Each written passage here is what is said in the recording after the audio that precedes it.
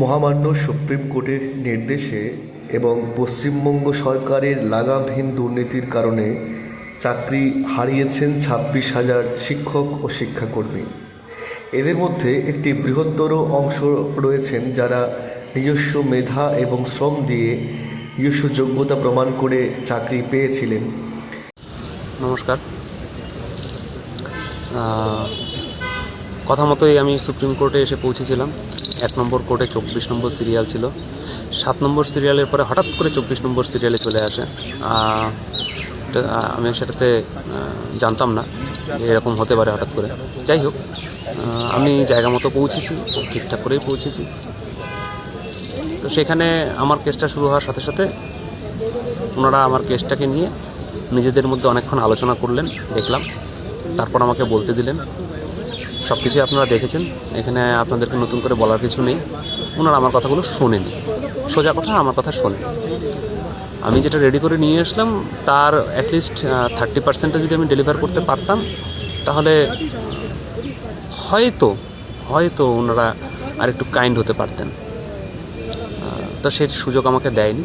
শেষে শুধু আমি বারবার করে বলেছিলাম যে স্যার টেন্টেড লিস্টস আর দেয়ার, টেন্টেড লিস্ট আছে, কিন্তু উনি এবার শুনবেন না। বাকিটা যেটা বোঝা গেল উনি শুনবেন না।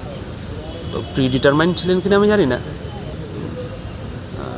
হতে পারে আমার কেস সংবিধানসম্মত নয়, জানি না। যাই হোক, আমি এটার জন্য অনেকটা চেষ্টা করেছিলাম, অনেকটাই খাটাখাটনি করেছিলাম। দিল্লি যাওয়া আসা, এটার খরচের কথা বাদ দিন, রাত জেগে জেগে বিভিন্ন আর্টিকেল পড়ে এই ড্রাফট রেডি করা। আমি তো কোনো লয়ার নই, সব কিছুই আমার কাছে নতুন ছিল। প্রায় ২৭ বার আমার কেসটাতে ডিফেক্ট লিস্টে পড়েছিল।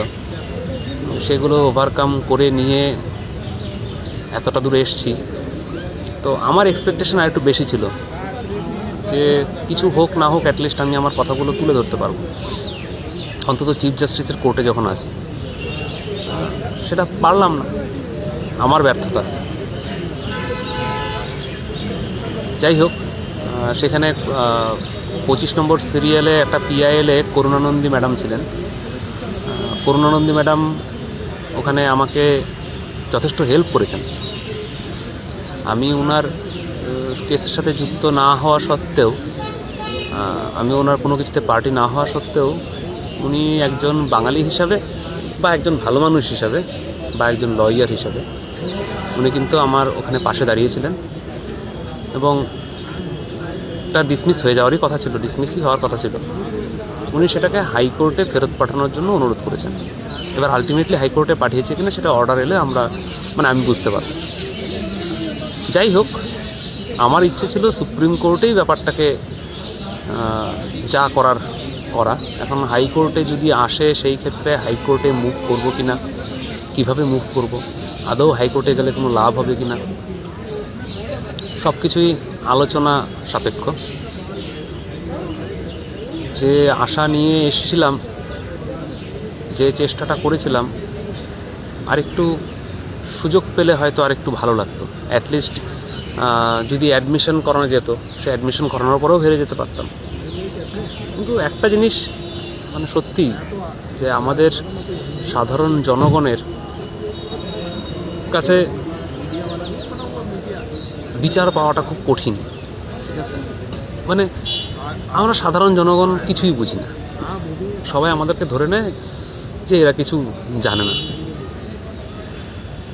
এদের কথার কোনো দাম নেই, এটাই চলে, সবার মধ্যে সেই ধারণা আছে।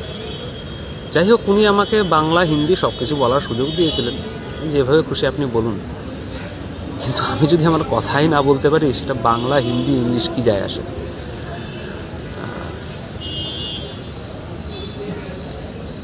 যাই হোক, দেখা যাক পরবর্তীতে কিভাবে কি করা যায়। আপনারা এতদিন আমার সাথে ছিলেন, আপনারা একটা আশা করেছিলেন। আপনাদের আশানুরূপ ফলাফল না করতে পারার জন্য আমি দুঃখিত, আমি ক্ষমা চেয়ে নিচ্ছি। হয়তো আপনাদেরকে আমি একটা বৃথা আশা দিয়ে দিয়েছিলাম। আশা মরেও নি, এটাও যেমন ঠিক, কিন্তু যেটা আমি প্ল্যান করেছিলাম সেটাও হয়, সেটাও ঠিক। যাই হোক, পরবর্তীতে কি হবে, আদৌ আমি হাইকোর্টে যাব কি যাব না, বা হাইকোর্টে দিলে হাইকোর্টে যাব কি যাব না, সেটা সময়ের সাথে সাথে ডিসিশন হবে। আপাতত কিছুদিন আমারও একটু রেস্ট লাগবে। পরিবার থেকে শুরু করে সবাই ভুক্তভোগী হচ্ছে, ছেলেমেয়েরাও আমাকে ঠিকঠাক পাশে পাচ্ছে না।